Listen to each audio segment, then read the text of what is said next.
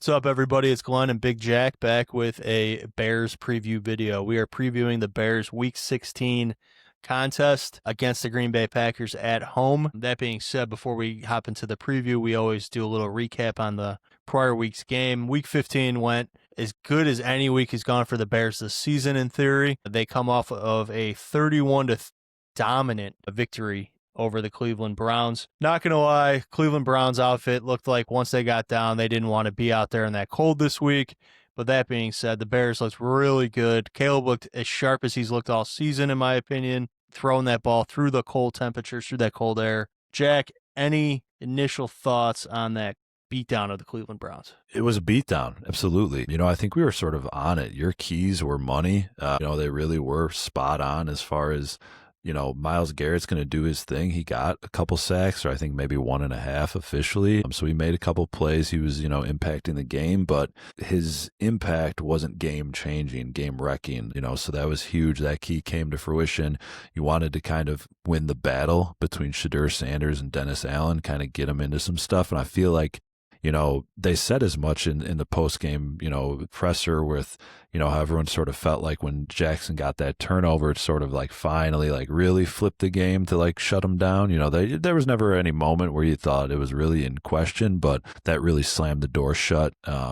So that was a huge play, those turnovers, and then running the ball, like you said, just kind of pound it. And it's going to kind of eventually lead to some explosives in the run game. And I think it was maybe the second touchdown DeAndre Swift had on the day.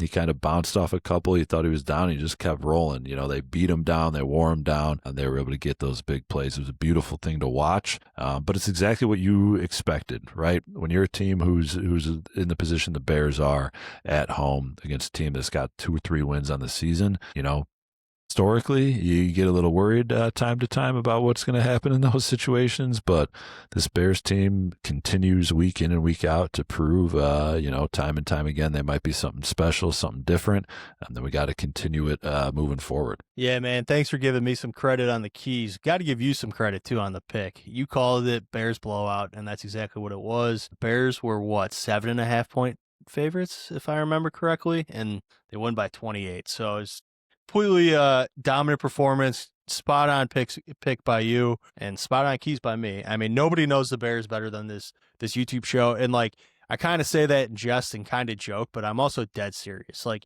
it's kind of freaky how every week we're on this shit, man. We are on it. But that being said, couple other things I want to shout out from the game. Jackson, the linebacker, is playing some really good ball. Kind of goes to a lot of people's points where maybe you shouldn't put so much value and maybe monetary investment into the linebacker position, because you seem like running back to be able to find these guys that can fill a role and play a role for cheap. Just got to give him a shout out, though. Just played a really good game. He's been playing pretty well since he's been slotted into. I guess the other shout out would have to go to DeAndre Swift and Caleb Williams and DJ Moore. I mean, two touchdowns from Swift, 2 touchdowns from Moore. Caleb just slinging it through the air. Just a great overall performance. One that the Bears should be proud of. But the one thing I do like is they look like they're not going to sit and celebrate on that victory too much. All eyes shift to this week, to the task at hand, to this massive game against the Green Bay Packers. Jack, initial thoughts before we get into your keys on this week's game against the Green Bay Packers? Yeah, really quickly, just off of the points you just made, I'll say, one, I don't want to derail my rant that everyone knows all too well about the lack of value at the linebacker position. But it is a cool story, man. You got to respect the hell out of a grinder who, was probably working some odd jobs here and there, kind of fighting it out on practice squads, breathing a little fire, blowing on that fire to keep it going. And he's got his opportunity. He's taking it, man. Good for him. It's a cool story for sure. Fun to watch. And yeah, Caleb Williams, you could say it's against a 3-11 team that was maybe his best performance of the season, maybe of the career, however you want to look at it. That's the team that's number 2 pass defense in the NFL. I realize that maybe some of that is slightly skewed because of their record, because they're always sort of trailing. Teams are always sort of maybe kind of milk and clock down the stretch, not necessarily passing the ball as much, but It's a good defense. It really is. It's a good passing defense. And he looked comfortable in the tough weather game, which you love to see this time of year when you want to be playing your best football. He looks like he might fit the bill. I mean, he finally hit a lot of those layups. I will say it did kind of trail off. His first half numbers were elite, and then the second half was a little bit more of some ugliness here and there. Yeah, shout out Caleb, played great. Not a ton of, other thoughts beyond that. And then kind of leading into this week, it's all in front of you, man. It's all right there for you. Packers fall in Denver over the weekend. You were on that pick. You were on Denver, so good on you again there. But you're right back to the position you were 2 weeks ago when you played them. When you're in first place, they're chasing you down. It's a massive game for both teams. Still kind of have a shot at number 1 overall seed to get that bye potentially if you could do some special things down the stretch here. Playoff teams, good football teams, they take care of business at home. And then you sort of split on the road and do what you can. You got to win your home games. I think it's no different skating into Saturday night. You got to take care of business at home against this divisional rival. No doubt about it, man. They're 1-3 in the division. It'd be really nice to see them get to 3-3 in the division at the end of the year. Take this game against Green Bay. Take that last game against Detroit. That'd be a thing of beauty. But let's not look ahead too much. Let's focus on the task at hand. This week, a Green Bay team that beat you 2 weeks ago. Probably the biggest mismatch, without getting into too much, is just the Bears' inability to rush the passer versus Jordan Love just hitting that back foot and throwing the ball deep. The little bit of pressure they were able to get on him that first time around seemed to affect him. But they just don't do it consistently enough. That's probably my biggest concern heading into it. If I were to guess, you might touch on your keys. So sorry if I'm spoiling anything, but your keys are always spot on. I look forward to hearing what the keys are to a Bears victory this week. A victory that I think is within reach, and I think it is a doable task. All right, end of rant. Jack, what's your first key to a Bears victory? Let's just pick it up right there. It's going to be key number 1. It's a unique position where we alternate week after week, as who's on the keys. And I don't know if we've ever had this where we played the same opponent, 1 week after. So I get the Packers back to back for my keys. I could be real lazy and just reload them all.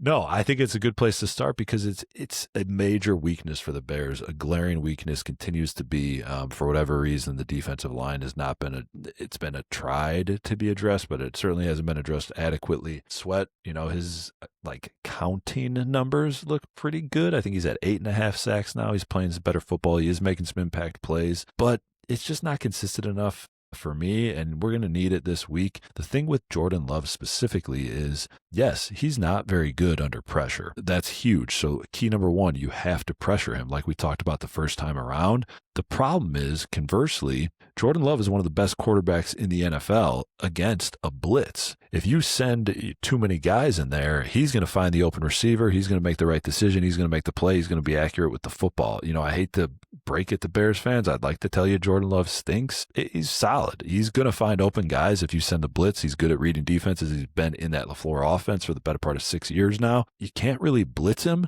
and you have to find a way to get pressure with that front 4. Those guys got to do it. They got to step up. Hopefully they can take it upon themselves to sort of say, hey, let's start being a factor here and impact this game. Find a way to get it done at home. The Bears front is going to have to get after Jordan Love without the help of a blitz. Yeah, seems like a tough task. That Green Bay offensive line is far from elite. In my opinion, they're just kind of a bang average offensive line, maybe a little bit above average when they're fully healthy, but I don't think they're anything super special. But the fact of the matter is the Bears front 4 getting pressure by themselves is something that rarely happens. Yeah, hopefully those boys are eating their Wheaties and find a way to get some pressure on that quarterback without sending too many extra guys. I like that key, Jack. Hurts my confidence in the pick that I have a little bit, but yeah, reality, they got to find a way. Key number 2. I do think one thing that also bodes well for that key this week in particular versus the previous matchup in Green Bay is that they're coming off a game against Denver. Last year, Detroit was the team that whoever played Detroit that next week, you better make sure you're betting that they're going to lose against the spread, because they were getting whopped every single time. This year, anyone who plays the Bears, anyone who plays the Broncos, that next week, they're losing. So I think that they'll, hopefully play in a physical game against that front in Denver on both sides of the ball, really, but particularly their offensive line as well, kind of beating them up. Hopefully they warm down. Hopefully they're feeling the effects of that on a shorter week with the Saturday slot. I think that could hopefully be a benefit to the Bears front. Key number two for me, this is probably the biggest key, in my opinion, of the game. I think it's really going to swing it. I do think it's sort of appropriately handicapped, if you will, kind of right at that pick'em. I think it really is a coin flip type of game. It's going to be third down. I'll just kind of sum up key number two is third down. Green Bay killed the Bears on third down in that first matchup. They're the best team in the NFL from a third down efficiency standpoint. The Bears are pretty damn good themselves. I want to say they're top 10. And the Bears defense, other than that Packer game, has been pretty good on third down over the course of the season. Every time the Bears got the third down, it was just I don't want to say easy, but it was a conversion time and time again. They just never got off the field. Jordan Love and that offense kept being able to move the ball. I think the team that wins third down is going to win this football game. That's key number two. I didn't think about this key myself, not that I spent too much time thinking about keys before this, because I know you're the guy on the keys, but I couldn't like that key more than I do right now, man. You're absolutely right. That first time around, Packers gets a third down, pick up the first down, gets a third down, pick up the first down. I think if I remember correctly, each team had 9 possessions in that first game. Packers score 4 touchdowns. Bears score 2 touchdowns and 2 field goals, if I remember correctly, and maybe a 2-point conversion in there as well. But yeah, Bears going to have to find a way to be a little more successful on third down, especially defensively. I feel pretty good about them offensively on third down, but defensively, third down, got to be better. Key number 3. Third and final key, very simple one, all kind of a theme this week. Everything's pretty simple. I'm just going to say don't get cute. Key number 3 is don't get cute. Micah Parsons' injury is huge. We know what that defense has looked like with Hafley just kind of saying, hey, Micah, go wreak havoc, and then we'll just sort of play behind you.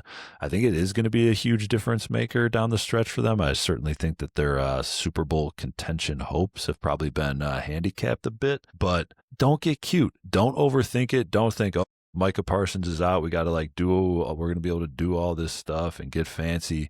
No. Stick with what worked. Pound the rock the way you did in that second half. You dominated the second half of that football game at Lambeau Field. Keep running the ball the way that you have pretty much the course of the entire season. Caleb Williams, don't get cute in the pocket. Don't think you're going to have all the time in the world just because number 11's not on the field. Keep playing good football and, don't try to do anything too crazy. Don't overthink the situation of, you're going to be able to do all this magical stuff just because Micah Parsons not playing. You're going to have to play some serious football and take it to him the way that you did in that second half. I like how you summed that up. It was like 4 or 5 different ways not to get too cute. I like that a lot. Not only just from a coaching standpoint, a quarterback standpoint, a number of different ways. Don't get too cute. I like that key too, Jack. Any initial thoughts on the game in terms of score? Do you think the Bears got a realistic shot? Do you like the Bears in this spot? Right now, it's looking like a pick'em.